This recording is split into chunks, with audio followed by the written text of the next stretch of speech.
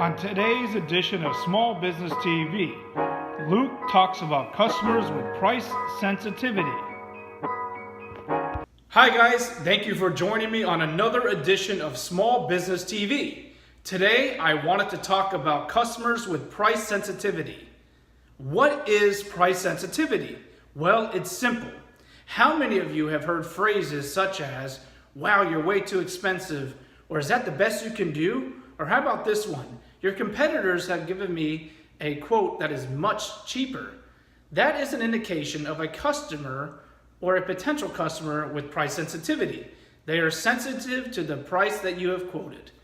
For starters, I highly suggest that you stack value. So value stacking is going to be huge in a situation like this. In most cases, what I have experienced is that the customer really isn't, or potential customer really isn't comparing apples to apples. All right? So when you're able to dig into it deeper, you quickly find out that yes, they got a quote for $50 over here, and you're giving them a quote for $100 over here. The quote over here is only offering X. Your quote is offering X, Y, and Z. So right off the bat, you're able to show and explain how you're bringing way more value or more bang for their buck. All right? So the first thing for you to do as a business owner is politely dissect the competitor's quote in a professional manner. Do not bash your competitors. Just simply go off of what are they offering versus what are you offering. And if you notice right off the bat you're offering way more value, make sure that you convey that message to the potential customer. Next, by stacking value, you can stack value easily by offering freebies. We all have the option or the opportunity to offer a few freebies that can be extremely beneficial to the customer and will not cost us much or nothing at all as a business owner. So see if you can offer a few freebies. Next, what I would highly suggest, okay, one, you've already given them the verbal on how you are offering them way more value. Two, you've given them a bunch of freebies. And three, I would suggest that you get their email address or a mailing address and quickly put together a quote.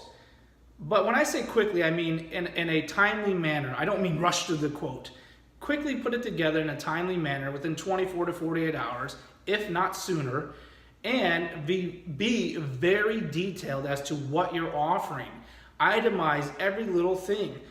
Talk about details like their guarantee or what they're getting out of this service that others don't offer, so on and so forth. And to be honest with you, do not be afraid to have quotes that are 1-2 pages long. The more details, the better. What I have witnessed in my own experience is that sometimes what happens is that they'll receive your quote in the mail or an email, and they'll look at your quote and they'll look at the competitor's quote and say, oh my goodness. And right off the bat, they'll start second guessing your competitor, wondering if that competitor was really looking out for their best interest. So do not be afraid to put as much information as you can in your quotes. Now, when you're talking to them verbally, be clear and concise and get straight to the point. So guys, if you ever face an experience where you have a customer with price sensitivity, I urge you not to lower your standards and start cutting your prices before checking to see if you are truly comparing apples to apples.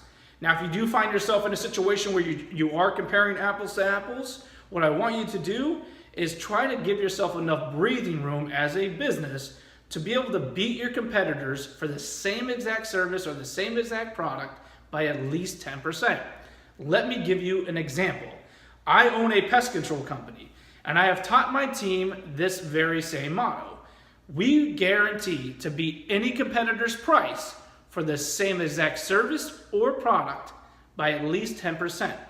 So make sure that if you are comparing apples to apples, you have the ability to beat that competitor by at least 10%. This will allow you the opportunity to get in front of that customer and show them and prove to them that you are who you say you are, and there's a reason why you're becoming a staple in your community. Guys, my name is Luke Hall. I'm a small business owner and an aspiring entrepreneur just like you. I am not the CEO of a huge conglomerate company. I'm a small business owner who owns a pest control company, and I have a startup in the mobile application world. Again, thank you for joining me on this edition of Small Business TV. Until next time, take care, guys. If you would like to connect with Luke Hall, you can do so by visiting his websites, homeprosapp.com or mypestprofessional.com. Thank you for joining us on another edition of Small Business TV.